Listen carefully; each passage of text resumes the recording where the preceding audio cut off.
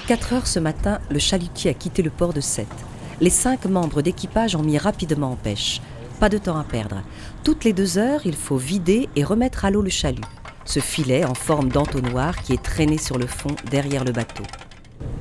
À chaque fois qu'ils virent la pochée, c'est la surprise. L'aléatoire fait partie du métier de marin-pêcheur. On est à 5 ou 6 chalutiers aujourd'hui dans le coin là. On a voulu rester dans les parages pour pêcher du poulpe, du calamar, de l'encorné quoi. Un peu de maquereau. C'est pas le top, mais en fait la pêche elle est pas mauvaise. Hein. On va essayer de porter de la qualité au lieu de la quantité aujourd'hui. Tous les jours c'est un peu la loterie. Hein. On peut être le meilleur pêcheur du monde, si on n'a pas un peu de réussite, ça marche pas. À 4 reprises, les matelots filent le chalut et le virent à bord autant de fois. Entre les manœuvres de mise en place des engins de pêche, les éventuelles réparations et le tri du poisson, les marins ont toujours quelque chose à faire. Quand il y a des grosses quantités, le poisson il fatigue, il est plus difficile à travailler. On essaye de pêcher un poisson de qualité plus noble et plus joli à l'œil.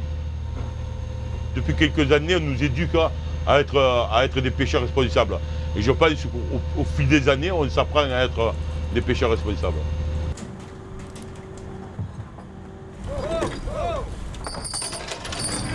Un joli poulpe, c'est pas beau mais c'est très bon. Et un joli calamar. Ouais, s'il n'est pas beau ce poisson de Méditerranée.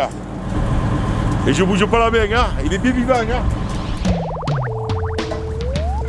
16h30.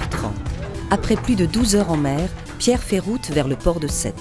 Mais il faut encore trier les captures du dernier trait de chalut avant de débarquer le poisson. Pêché il y a seulement quelques heures, le poisson est on ne peut plus frais. Voilà, aussitôt arrivé, aussitôt débarqué. Le poisson il est resté 10 minutes sur le pont, le temps de finir de le laver et de le trier. Voilà. 70 caisses. Aujourd'hui, la pêche a été bonne et la vente tout autant. Le lendemain matin, Pierre, Ahmed, Ange et les autres repartent en mer comme tous les jours afin de répondre à la demande des consommateurs.